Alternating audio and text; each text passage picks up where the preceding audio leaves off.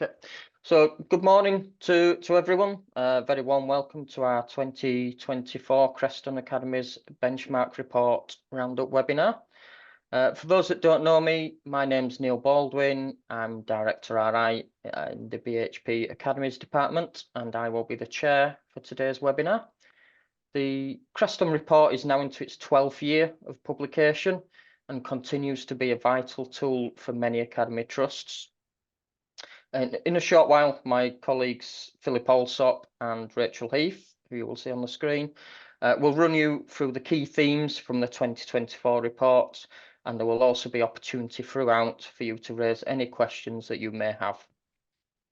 We're delighted that so many of you could join us this morning and appreciate it's sometimes difficult to find time for sessions like these, so we really are appreciative for your time this morning. Before we get started, just to run through a few housekeeping matters. Firstly, just to advise all attendees that we are recording this webinar today. In terms of questions, if you have any IT technical matters or any general comments, please can you put those into the chat function, which should be at the bottom of your screen.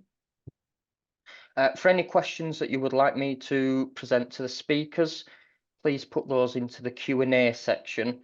If we can just keep that section limited to the questions for the speakers, it will help me as I'm fielding the questions to them.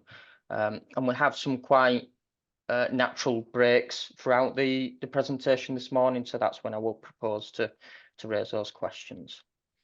There's also a few polls during the presentation this morning, so we would appreciate your participation with those as well. And finally, there's a survey at the end of the session. However, if you do have to leave early, please do send us your feedback separately, so that this can help us shape our future presentations. We're in webinar mode today, so all cameras are off, all microphones are muted. So please do use the chat function and the Q&A session, because we really would like to hear from you so we can get the most out of the time this morning.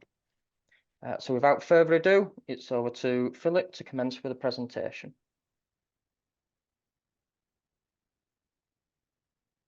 Thanks, Neil.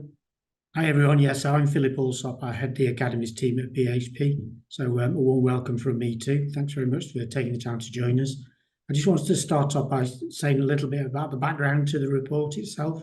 You've been provided with a link to the report, which is from our website. But if you would like we do have a few hard copies. If you like me, you quite like a hard copy of document. If you'd let us know, we can stick you one in the post. The data in the report is from the August 2023 accounts of just over 300 trusts. That's over 2,300 schools across England. So it is quite a pretty substantial sample with varying levels of deprivation. The trusts were largely audited by members of the Creston Academies group, but supplemented by the accounts of some of the largest MATs in the country who are non-Creston clients. And we've done that to increase the number of large MATs in the population, which gives us better data on that category of MAT.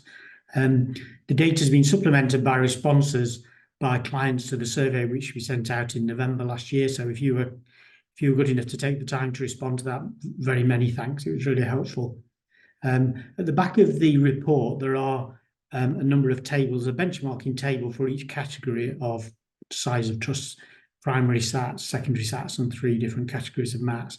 And we've provided individual benchmarking sheets to each of our external audit clients to show how their figures compare with the relevant category. If any of them are on this call and have got any particular questions on their sheets, then we'll be very happy to have a chat with them, separately.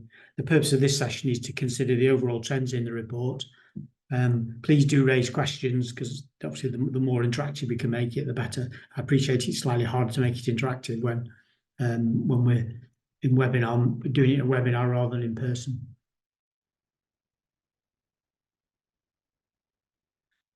So just a couple of key definitions. Firstly, we'll be looking at financial performance in a second, and the way that we've chosen to assess that is the movement in free reserves in the year.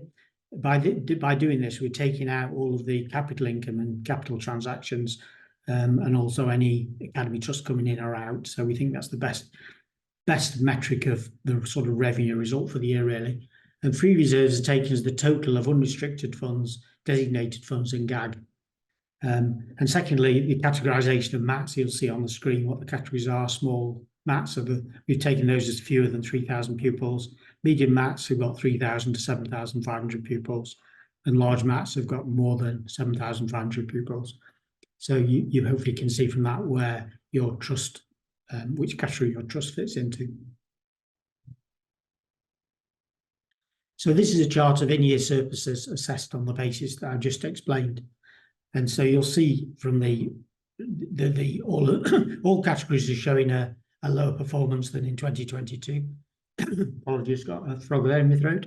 You can see that primary SATs are having the toughest time, and they continue to make average year deficits, which obviously can't continue. One thing I would say is that the 2023 data relates to primaries, which was still independent at August 2023. And it could be that some of the ones that were in our 2022 sample have already, ceased to be independent and moved into a MAT, because obviously there is a trend in that, isn't there? Looking at the other categories, there's a significant reduction in all of them, and it's quite consistent at somewhere a reduction of between 83 to 94%, which is a coincidence, I think, really, because obviously there's lots of individual factors with individual trusts. For example, the date at which an energy contract needed to be renewed would have had a significant impact. But overall, it's a better set of results than we'd expected. At least most of the average figures were still positive. In some cases, I think that we know that's been achieved by effective cost control. However, in many trusts, the in-year deficits have been avoided by unexpected income streams during the year. There was a mainstream schools additional grant and also schools supplementary grant, which were paid to fund pay increases and pension increases. And they were worth around £60,000 for an average primary school and £200,000 for an average secondary school. So you'll see that without that, all of the categories would have been in pretty significant deficit. So this graph shows that this shows the trend in the trusts with in-year free reserves deficits, and it shows that there's been a significant increase in the trusts in deficit. So in our population, there's now 47% that were showing an in-year revenue deficit, compared with 19% in 2021. You won't be too surprised by 47% because we said the average was only just peaking above the surplus, really. So it's not too surprising that there'll be quite a lot of deficits within there. It is the extra funding in each of the last couple of years which has made the difference between, surplus and deficits. And it's the uncertainty of future funding and uncertainty about future costs such as pay rises, which makes budgeting very difficult for you. But it's clearly much better to have the funding at some point during the year and accept that budgets have gone out of date.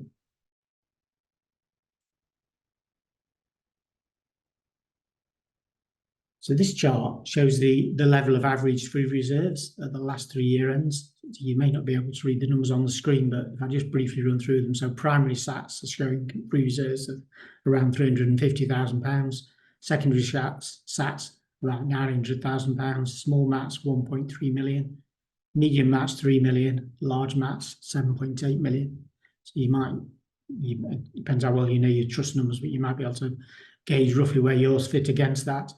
I mean, these levels show that regardless of how pessimistic the budgets for 2023-24 are, trusts were in general holding quite significant level of reserves at August 2023. And that's not to say that trusts are in a comfortable position. Many are expecting to extensively eat into the reserves over the next few years. Sometimes this is to fund significant school improvement projects, sometimes to fund IT investments. As we know later on in this presentation, there's no general capital funding available to fund IT investments other than the small level of devolved formula capital grants, so that generally has to be funded out of revenue reserves. And sometimes trusts use free reserves to fund capital building projects, perhaps to leverage a SIF bid, for example. So this chart shows the split of free reserves into 3 categories. So the bottom grey band is the unrestricted funds. The orange band is the GAG, and the dark grey is the designated funds. So you can see there the level of free reserves and how it's sort of split into those three categories.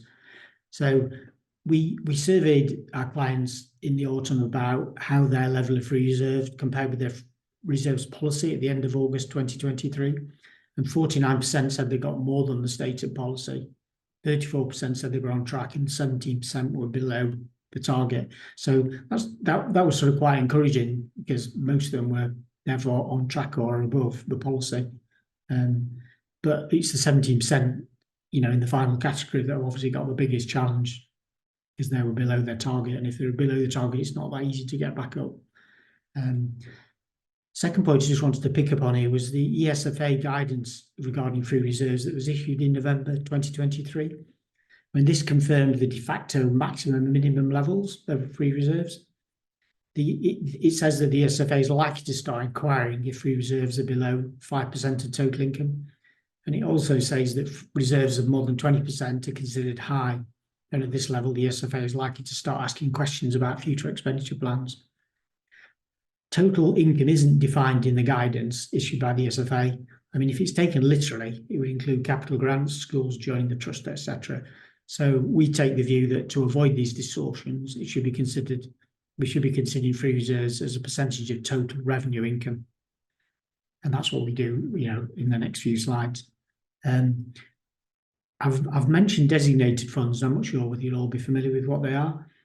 Designated funds are actually unrestricted funds that the trustees of a charity and an academy trust can actually designate for future purposes, future expenditure purposes, but they're always free to sort of change that designation. It's almost like an earmarking process. And the charity SORP, which sort of sits in the background of academy accounts and still applies, although it's over the other specific academy stuff also, it sits above that. The charity SORP itself defines free reserves as unrestricted funds, less amounts tied up in fixed assets, and less any amounts which have been designated. So you can see there that the charity SORP definition of free reserves excludes designated funds, and that gives trusts an opportunity to manage the free reserves by using designated funds. So just by way of illustration, if a trust has got a free reserve percentage of 25%, but is planning to spend a chunk of them on an IT refresh or a building project, it could designate some of the reserves for that purpose in the accounts, and so reduce the percentage of free reserves below 20%. And I've seen several trusts which are building up designated funds to fund the replacement of their all-weather pitches, or another example would be to build up a fund to finance a large IT refresh, for example. And you can see that the chart on the screen shows that trusts were taking this approach at August 2023. Interestingly, our survey shows that 100 out of 160 respondents said that their trust had got designated funds at the year end, which is a surprisingly high percentage to me, but it does show that it's a strategy that many trusts are using. I should just say that designated funds do need to be for clearly defined future expenditure plans, which are explained in the reserves note in the accounts. So it can't just be a fairly vague, oh, well, we'll save that away for a rainy day. It's got to be for a particular project. So this chart is just intended to illustrate how many trusts had free reserves below 5% and above 20% of total revenue income. You can see the light grey blocks at the left side are the ones below 0 to 5%. So you can see that the proportion there had increased in 2023, and the bright orange ones on the right hand side are the ones about 20% plus. So one thing you will notice is there's more that were in the less than 5% than there are on the over 20%, which is probably, well, that's just interesting, isn't it? It probably shows what you might expect. But the other thing you probably won't be too surprised to see is that between 5 and 10% of revenue income is the most common. So just before we go on to the next section, I just wanted, sorry, Neil, we've got a fund on you. Yes. Designated funds, apologies. Can't see the poll. Oh, there we go. Yeah, so Neil's just going to launch a poll on what the extent to which your trust uses designated funds. So it'd be great if you could take a few minutes just to provide your answers. Is that one showing now? It is. Lovely. So we've got, did your trust include any designated funds in its 2023 accounts? So we've got the options of you did for an all-weather pitch renewal, did for IT refresh, you did for premises project, you did for educational improvement project, or you didn't have any designated funds. Screen is also showing the next poll, so please ignore that. It's just poll one we're trying to do a response to at the moment. Yeah. As you probably gathered.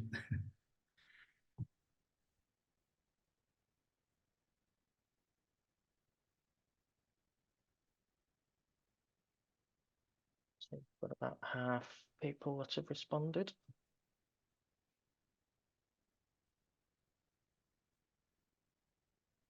Just give that a few more seconds just to catch the last few people.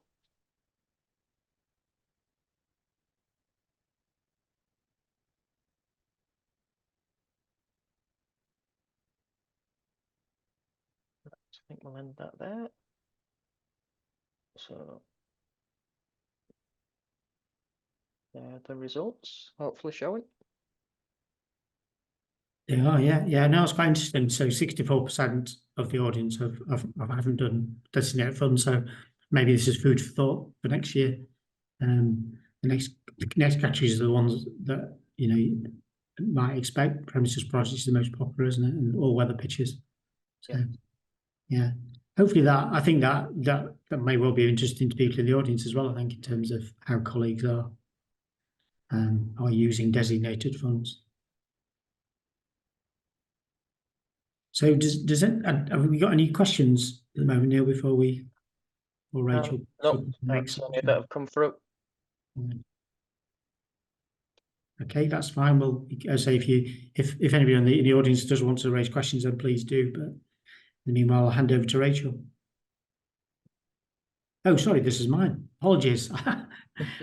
Sorry about this. It's very chaotic, doesn't it? I forgot I put the poll in just before the. I'm almost finished. Yes. So average cash balances.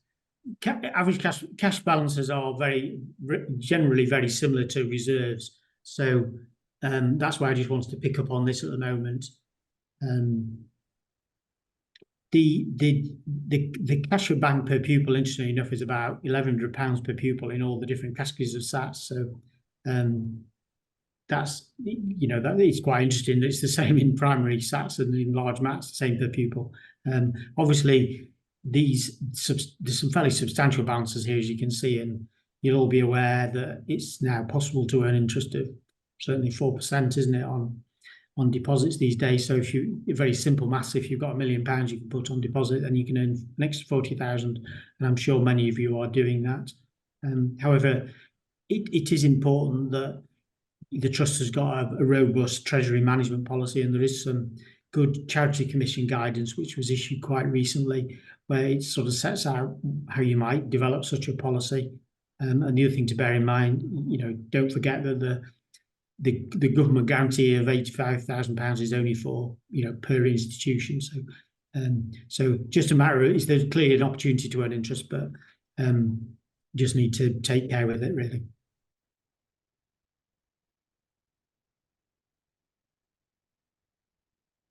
So definitely over to Rachel. Apologies. Thank you very much, Philip, and good morning, everybody.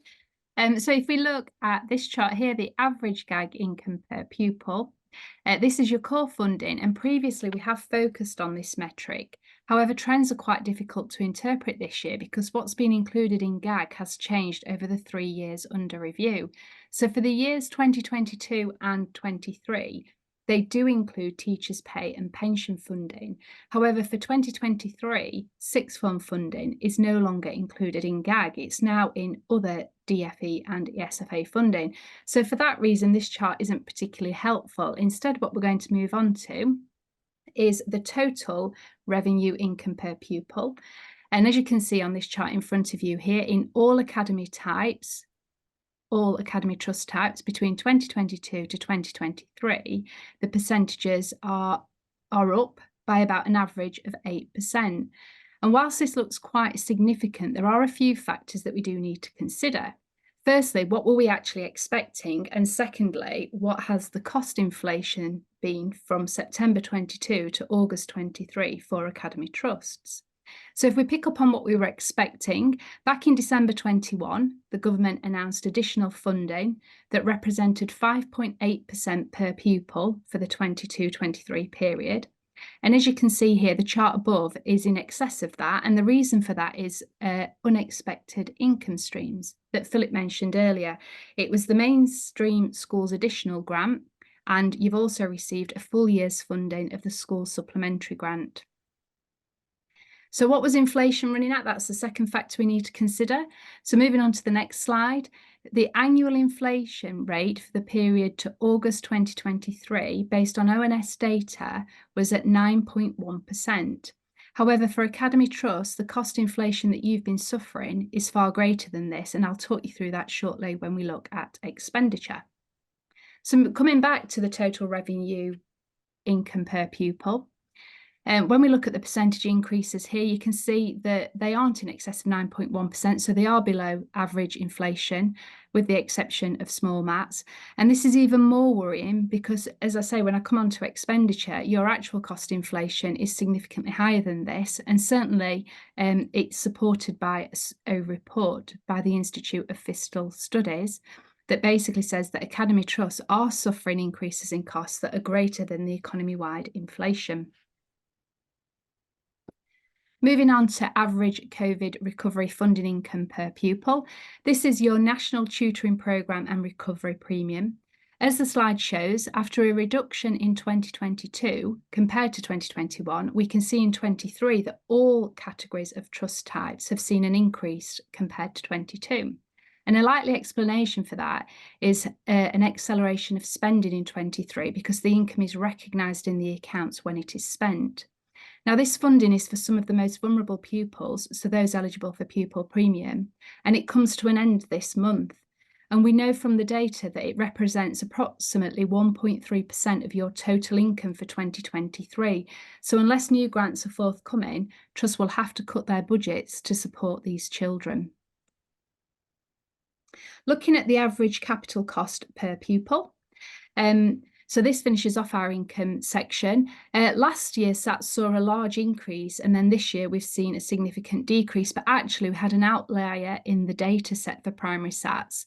In the primary SAT category, we had one particular school with 180 pupils that received 780k of capital income. So if we strip that out, the level for 22 then goes to 118 on the chart, which then shows a nice increase from 22 to 23 and shows that in all categories there has been an increase.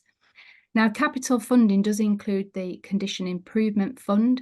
This is funding for SATs and small maths that is project specific and based on an award by the ESFA after application by the trust.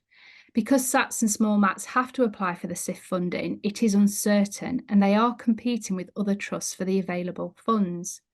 The funds are focused on DFE types of projects which may not align with the trust estate plan, and the funding is applied for by individual schools and cannot be used for other schools.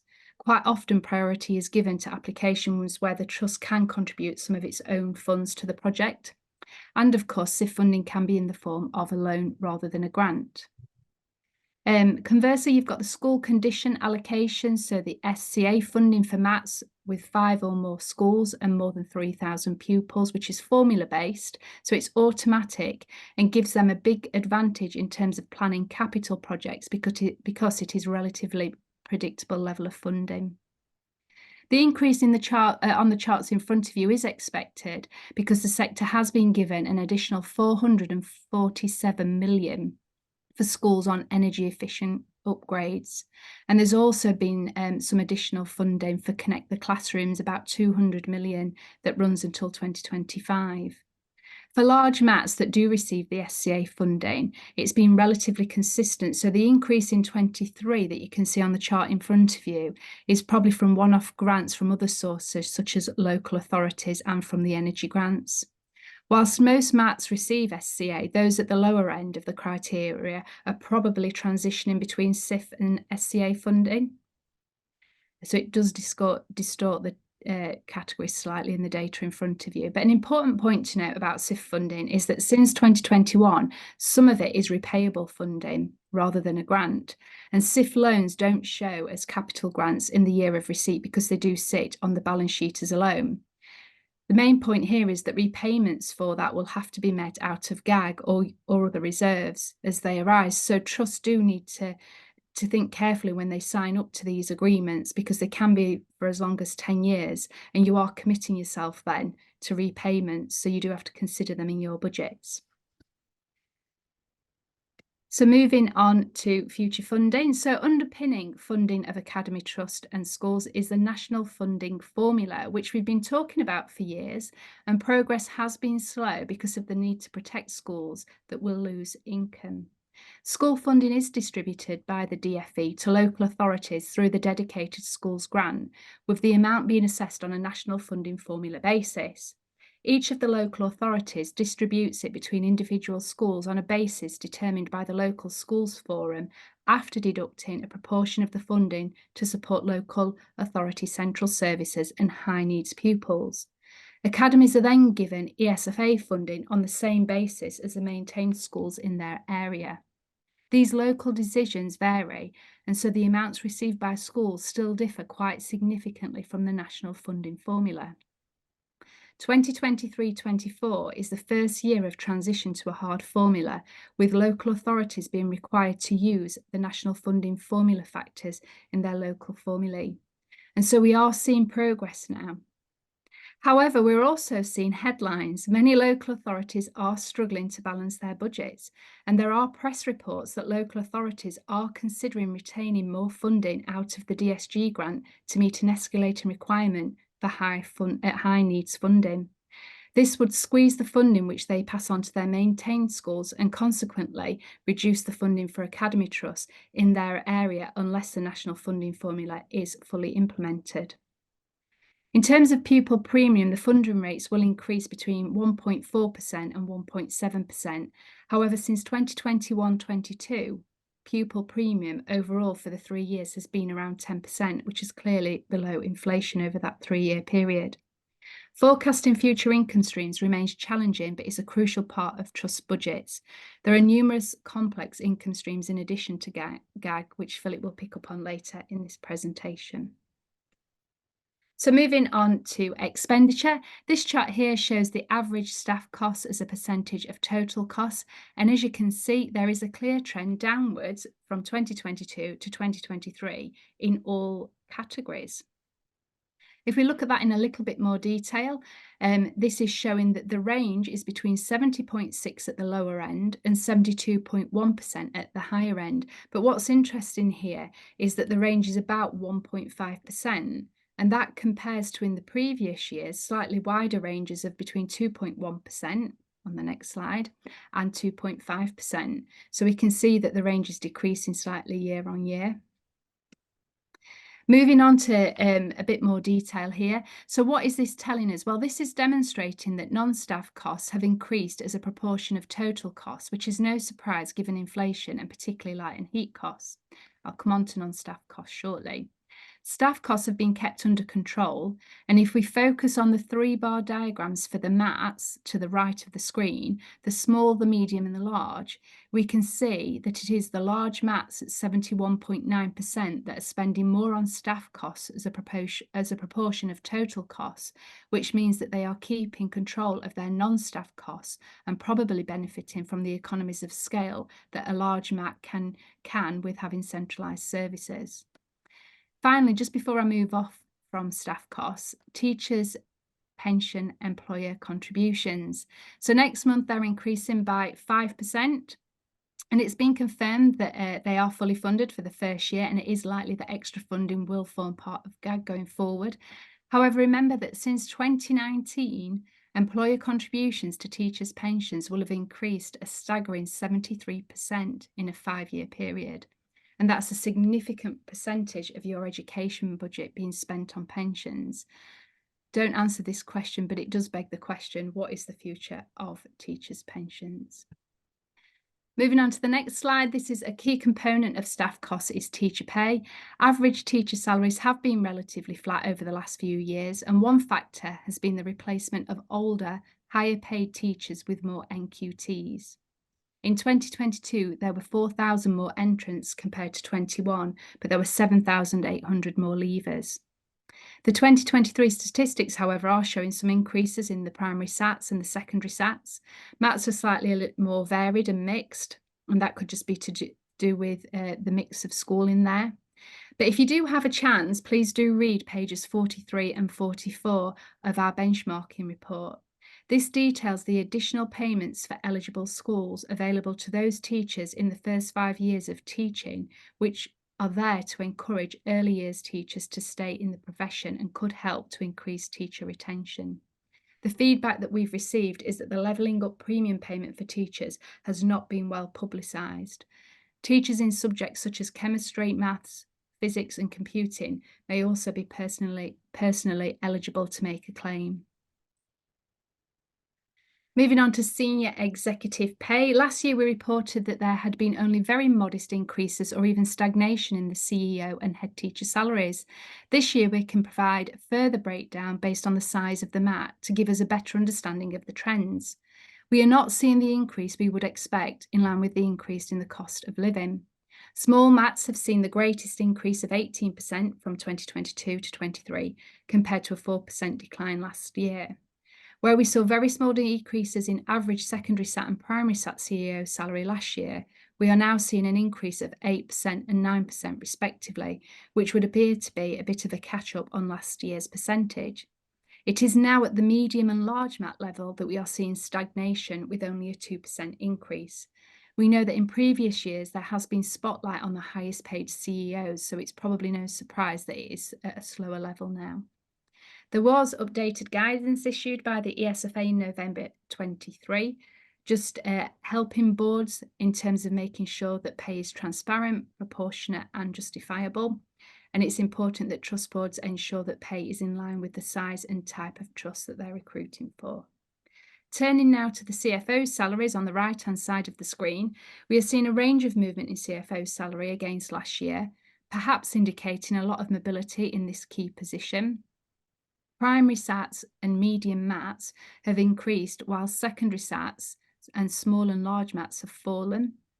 It's hard to tell whether the falls are due to budget pressures or market conditions, because we are still hearing that trusts have vacancies and that they're unable to fill, but perhaps the salaries are now more in line with commercial sectors with similar professional qualifications. So the onus is very much on trusts to be creative and differentiate themselves to compete to attract and retain good quality candidates.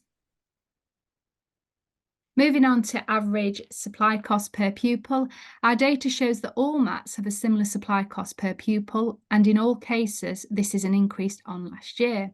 However, large MATs have managed this increase better, with a 9.7% increase compared to 16% for medium MATs and 20% for small MATs. In large MATs, this is because they will have cover staff on their payroll and already have them in their salary budget. By having cover staff on payroll, they are, of course, benefiting from the staff knowing the pupils, the policies, and the ethos, which means that lessons will be much more effective. This approach is, of course, more challenging if the schools are geographically widespread. Both primary and secondary SATs have seen a small decrease, possibly due to budgetary pressures affecting SATs more severely. If you don't have the money, then you are more likely to save the supply costs and make do with the staff that you have, even if they're not ideally suited to provide the cover needed. Our clients tell us that this is partly due to the recruitment difficulties that they have, as well as staffing for the National Tutoring Grant. Trusts need to be flexible and consider other options for covering absence and vacant posts other than supply agencies. Okay, so the data in the chart shows increases in non-staff costs in all categories compared to 2022, and that actually the average costs don't vary a great deal between each of them, about a 10% difference between the highest and lowest. So primary SATs, small maths and large maths have seen large increases compared to 2022, but bringing them all more in alignment with one another. The inflationary impacts are very clear to see, with increases per pupil up to 16%. And of course, these costs are outside the control of schools. This is much higher than the 9.1% I discussed back in the income section, and supports the Institute of Fiscal Studies report that I referred to, highlighting that schools are suffering higher than economy inflationary increases. A key component of non-staff costs, of course, is heat and light costs per pupil. As you can see on this chart in front of you, average heat and light costs per pupil have increased by a minimum of 49% against the prior year, despite the extra income from Energy Bills Relief Scheme that were received until March 23. Last year, many trusts were coming to the end of their energy contracts, and it was the current year where we are now seeing a big impact on the higher energy costs, as you can see on the chart in front of you.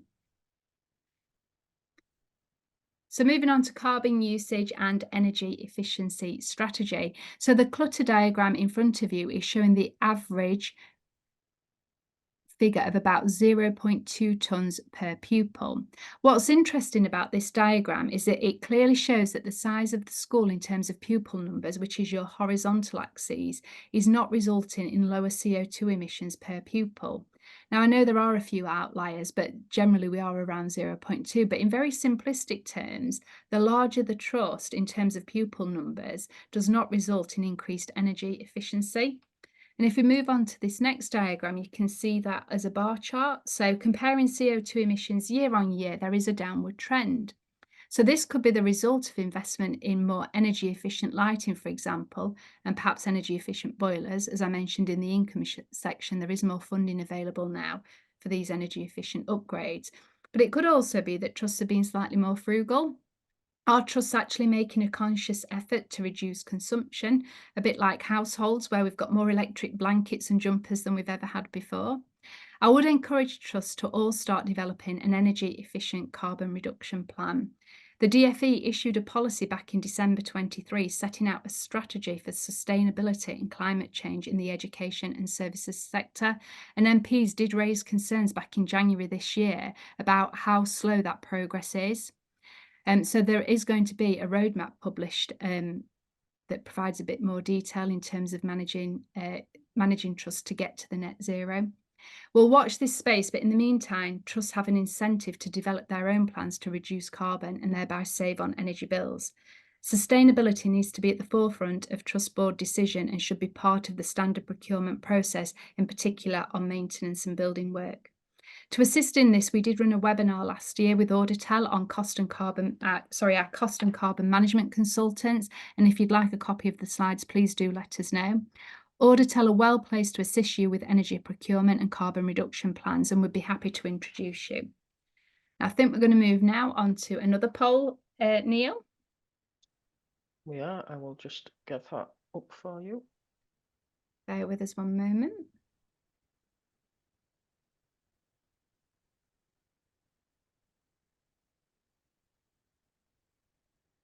So will be the second one. There we go. So Academies, please do select your answers now, and Neil will let us know the results of those. Can you roll down a bit, Neil? I think there's a third option, actually. You just scroll down a little bit. It's only showing 2 on my screen. Can you just scroll down a little bit on the right-hand side? No. On the right-hand side of the, yeah. You know, the little grey band down the side of it, will that drag down? On my screen, it then goes to the third question. Oh, right, okay, fair enough. I think it'll just be participants that can do the scrolling. Fine, fair enough, yeah, it's all right. So,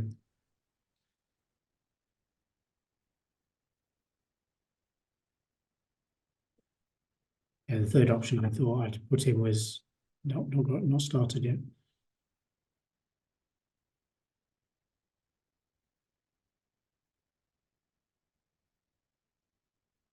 Okay, so we'll just give that a few more seconds. Just to get the last few answers.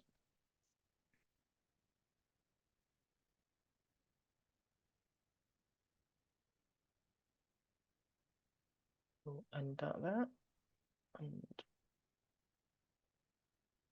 share the results.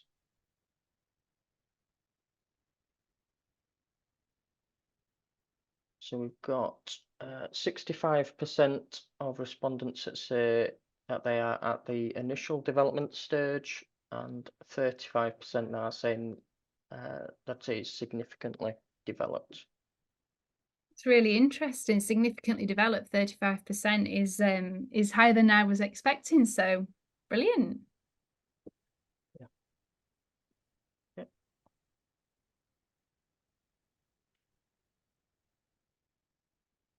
Okay. So I don't know if there's any other questions, Neil, before we move on. Just checked. There's no questions that have been sent in as yet. Yeah. Okay, folks. Well, please, if if you've got any questions, please don't feel shy about sticking them in the chat. In the meanwhile, I'd just like to pick up on a few points in the report about maths. The first chart shows the average number of schools per MAT in the data set we're working with, and you'll see that it had only increased marginally since last year. So you can see the typical size there. According to government data, the national average for all MATs was 7.7 schools, up from 7.3 schools in 2022. So that confirms that the national average size continues to increase slowly. The second chart on the right-hand side is the result of a question in the survey about expected growth. 73% of the trusts that responded expected to grow over the next 2 years, with a high level of growth in 24-25 than in 23-24. And during 22-23, the year that's finished that we're reporting on, 50% of our MATs grew, and the average growth was 2 schools. Only 7% grew by 4 schools or more. So the pattern that's expected for the current year and the year after is obviously similar to what was happening in 22-23. 2 schools seems to be the average, and that seems quite a reasonable number to me. Steady growth just gives time for integration of schools, doesn't it?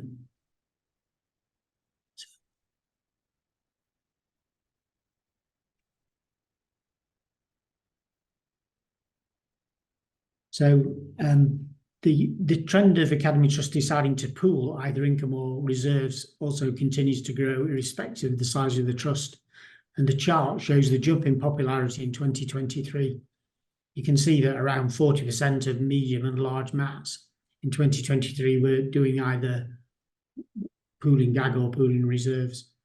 And one of the key benefits of pooling, as I'm sure you all appreciate, is that it allows MATs to deploy income and reserves to the areas of most need across the trust. And pooling can be of either income, as in GAG, or reserves. You can't pool certain types of income, but you can pool GAG or you can pool reserves. So there's a mixture of strategies going on. It's good practice to have a written pooling agreement that's been approved by the board, which clearly sets out the criteria by which the pooled aspects of income or reserves will be allocated to individual schools. This provides transparency to head teachers and local governing bodies of the trust, and hopefully supports cohesion within the trust. And I think it's also likely to be important to schools with significant reserves, which are looking to join the trust on a voluntary basis, because that gives them some indication of what will happen to their reserves. And I think the policy should also clarify how reserves will be allocated to a school which leaves the trust, and that would reduce the prospect of a dispute with the trust that's taking on the school, in due course.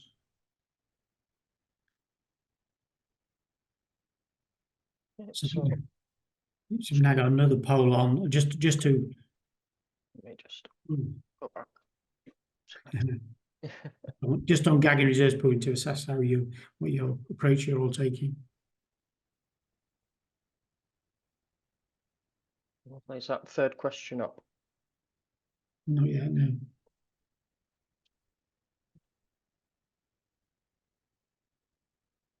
There we go.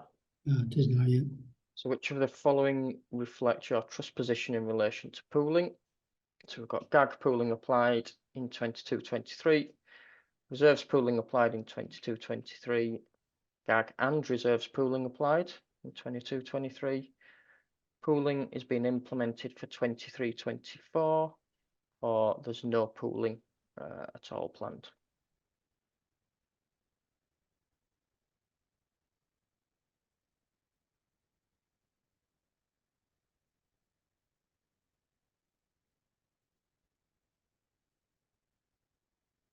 That seems to be slowing down. So again, I'll just give it a few more seconds for the final answers.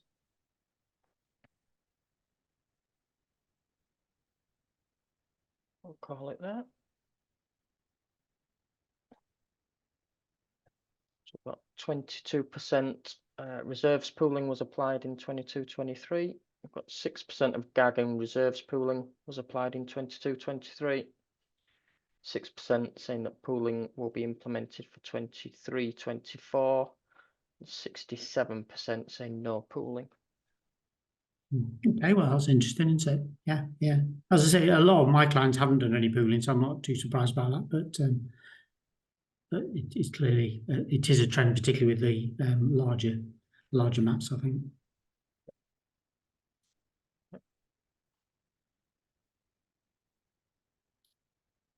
Okay, so in trusts which aren't pooling their income, obviously there still remains the need for schools to contribute to central operating costs of the trust. And users of the accounts, such as schools considering joining the trust, will be interested in the note in the accounts, which explains the mechanism that's used. Historically, the most common basis was a flat percentage of GAG, but in recent years there's been, a number of variations from this in different trusts as they try to share it as fairly as possible. So this year, for the purpose of the report, we've calculated the average top slice in the accounts as a percentage of GAG income to give a meaningful comparison. And that's what's shown in this chart. And you'll see here that it's saying that the essential recharges were 7.4% of GAG income in small mats, 6.3% in medium mats, and 5.4% in large mats. So the variation is quite noticeable, and it does suggest that synergies are being achieved as trusts grow. The level of the top slicing in the individual trust does, of course, depend on the extent to which services are centralised, and that's the next matter we're going to consider.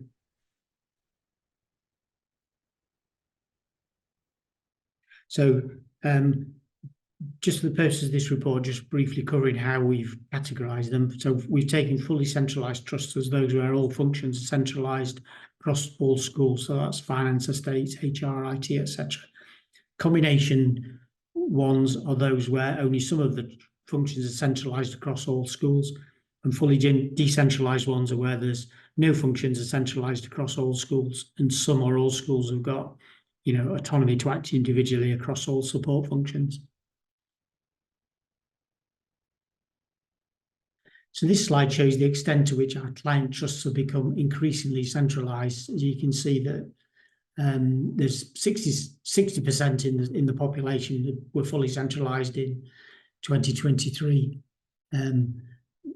which is more than 50%. So there's clearly that's quite prevalent, and there's only a tiny number that were fully decentralised. So the pattern there is in line with our expectation, really.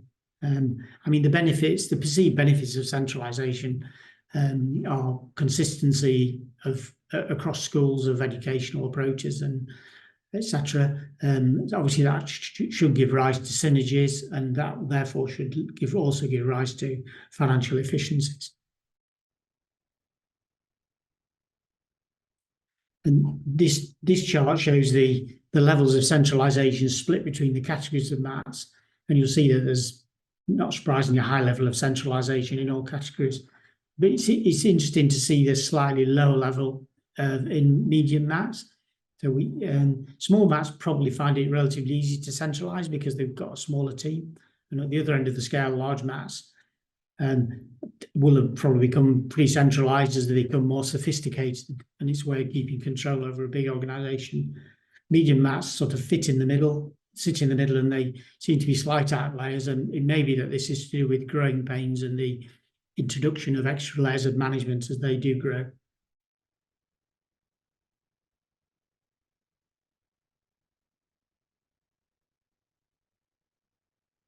So this is the final slide on centralisation, and it's looking at the level of free reserves.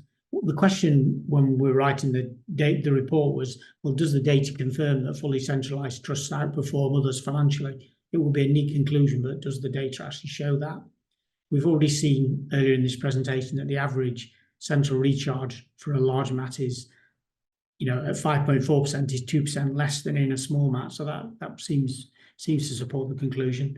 This table considers the question in a different way by looking at the level of free reserves per pupil in each category. And you'll see that the level is higher for fully centralised trusts than for other categories. So that would also appear to support the view that the financial performance of fully centralised trusts is better.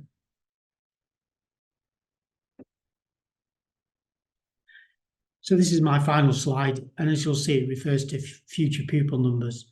Rachel's already referred to future funding, and obviously the level for an individual school depends on the pupil numbers. And one of the key challenges which the education sector faces over time and has done for many years and will continue to do so is changes in the size of the school population. The chart, which is taken from government statistics, shows the trend in primary and secondary pupil numbers since 1970 all the way through till the current day, and a bit of forward looking through beyond 2030. Looking at the trends in the last 5 years, you'll recognise the rise in primary school pupils a few years ahead of the rise in secondary pupils. And to put it in numbers, primary school pupils peaks in 2019. And at that point, when the national funding formula was introduced, there were 4.7 million pupils in primary schools. By 2022-23, this had fallen by 50,000 to 4.65 million. And ONS predicts a further fall of 412,000 by 2028. And that will be a reduction of around 10% on the 2019 level. Secondary pupil numbers are still on the upward curve, and that's still leading to some expansions. For example, the 2 secondary schools nearest to my home are both already have done or in the process of an expansion. But the graphs illustrate that secondary numbers are also going to fall. The reducing trend is already starting to affect primary schools, and the demographic changes are, of course, not evenly spread. So there will need to be some school closures as well as reductions, perhaps in the number of classes in a year group. I mean, these are big percentage changes. 10% is a big change, isn't it? And they do create significant challenges to the education system and individual trusts. Projects to increase or reduce capacity take a long time. They often involve building changes which could take 2 to 3 years, if not more, to implement. So, and as we said before, the pupil numbers also drives the funding. So trusts need to be doing some serious planning on future pupils in the catchment area of their individual trusts. And I'm certainly aware that a number of my clients have spoken to you about that. I think if you're a trustee, I would suggest that you should be requesting multi-year forecasts, maybe 5 years, with some sensitivity analysis to show the impact of various reductions in school roles, so that you can sort of understand the strategy that your trust is adopting. Because obviously you don't want to find that in a few years' time that your income has just drifted down over a few years, causing some or all of your schools to fall into deficit. Maybe a bit late to take action at that point.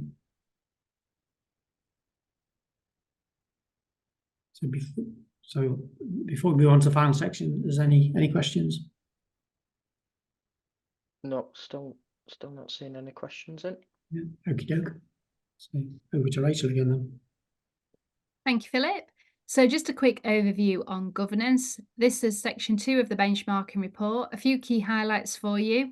On the slide in front of you, it shows the age profile of trustees and governors. And as you can see, per the NGA survey, over 68% of trustees and governors are over 50, and over 45% are over the age of 60.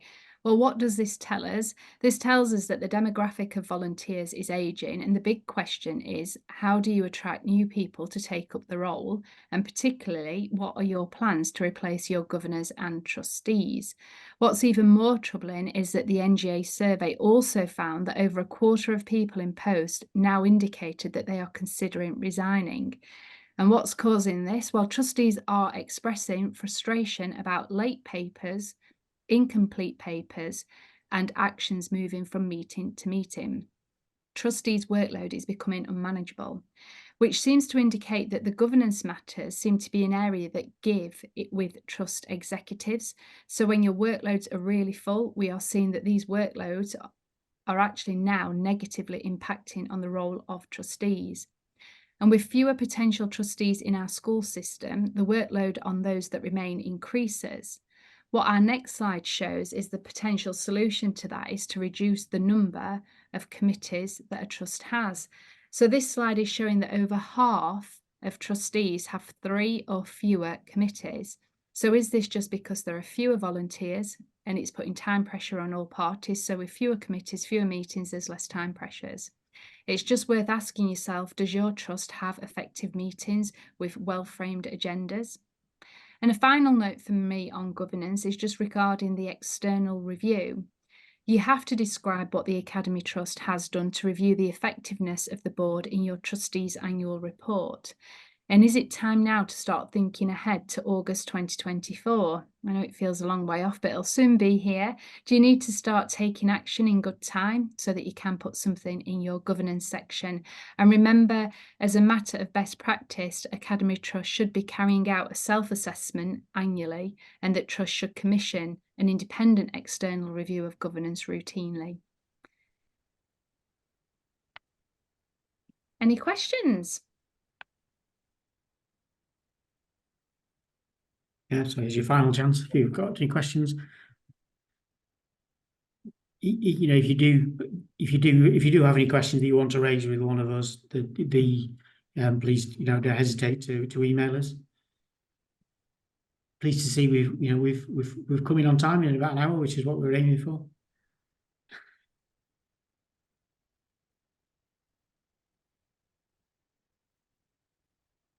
Right, I'm not seeing anything coming through, so I think it's probably time for a wrap up. So just a big thank you once again to Philip and Rachel for that comprehensive review of the key trends from the 2024 report. Thanks to all attendees for participation in the polls. As mentioned earlier, there's a survey that will pop up once you exit the webinar. Please do complete this as honestly and in as much detail as you can. It really does provide us with valuable feedback and help us to shape any future webinars that we're planning to provide for you. I hope that you all have an enjoyable rest of your day, and thank you once again for attending. Yeah, thanks. Thank you. Bye.